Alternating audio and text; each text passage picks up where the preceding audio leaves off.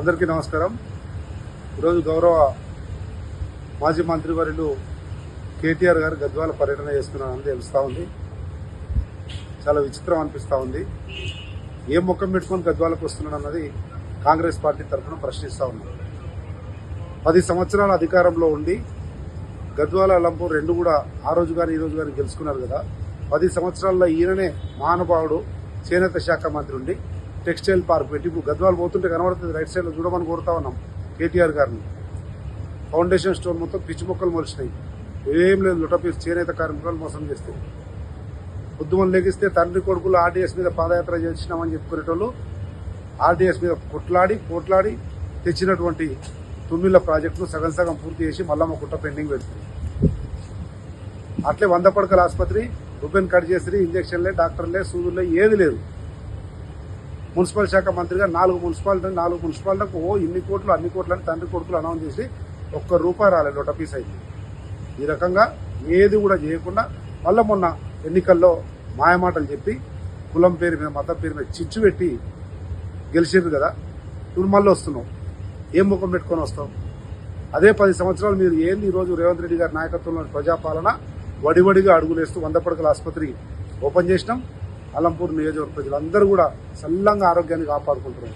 అదేవిధంగా మల్లమ్మ కుంటకు సర్వే పనులు ముందుకు పోతా ఉన్నాయి. 125 కోట్లతో కృష్ణా మీద కొత్త బ్రిడ్జ్ చేస్తారు. ఈ రకంగా ఒక్క 2 సంవత్సరాలని వడివడిగా ముందుకు పోతుంది ప్రజాపాలన రేవంత్ రెడ్డి నాయకత్వంలో. 10 సంవత్సరాలు పడవ పెట్టిండ్రు. 10 సంవత్సరాలు నడిగడ్డ ప్రజలను మోసం చేసి మాయమాటలతోటి కులాల పేరు మీద చిచ్చు చేసి ఎన్నికల్లో గెలిచారు. మళ్ళీ ఇప్పుడు వచ్చి ఏదో పార్టీ మారిండ్రు, ఫిరాయింపులు అని చెప్తారు. ఈయన పురుషలింగం అంట, స్త్రీలింగం అంట, వీళ్ళు ఎటో తెలుసుకోవాలన్నట, ఆ మధ్యలింగం అంట.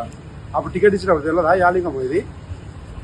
ఆ రోజు నేను ఎమ్మెల్యే ఉన్నప్పుడు, పార్టీ విప్పుగా ఉన్నప్పుడు మా కాంగ్రెస్ పార్టీ నుంచి 15 మంది టీడీపీ నుంచి డిఫెక్ట్ అయిన రోజు నీవు నీ నాయన అడ్డగోలుగా రాజ్యాంగాన్ని ప్రజాస్వామ్యాన్ని మొత్తం కాలరాసి తీసుకొని పోయి మెర్జీ చేసుకున్నాడు. ఏమైంది అప్పుడు?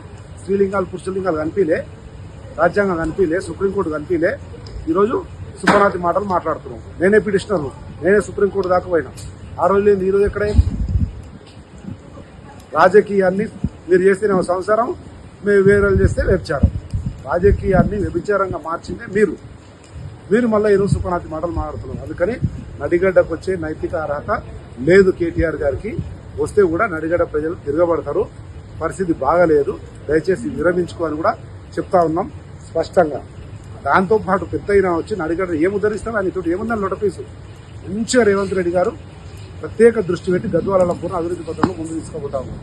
నీ కుటుంబం, నీ చెల్లెని చూసుకోలేవు, మీ అయ్యా నసనస అంటున్నాడు, మీ బావ గుర్రుగున్నాడు, మొత్తం టీఆర్ఎస్ పార్టీ మునిగిపోతుందని మొత్తం కార్యకర్తలంతా నేనే తీసుకుంటున్నాను. నీవు వచ్చిన నడిగడ్డ లేదో ఉద్ధరిస్తావట, వేస్ట్. ఇంకా నడిగడ్డ ప్రజలు మోసపోయే పరిస్థితుల్లో లేరు. మాయమాటలు పనిచేసి తిరుగు ప్రయాణం అయితే మంచిది అని చెప్పి విజ్ఞప్తి చేస్తూ ఉన్నాం. చూస్తాం పరిస్థితులను బట్టి ఏ రకంగా ప్రజలు కూడా నడిగడ్డ ప్రజలు బుద్ధి చెప్పాలి, ఆ రకంగా బుద్ధి చెప్తారు.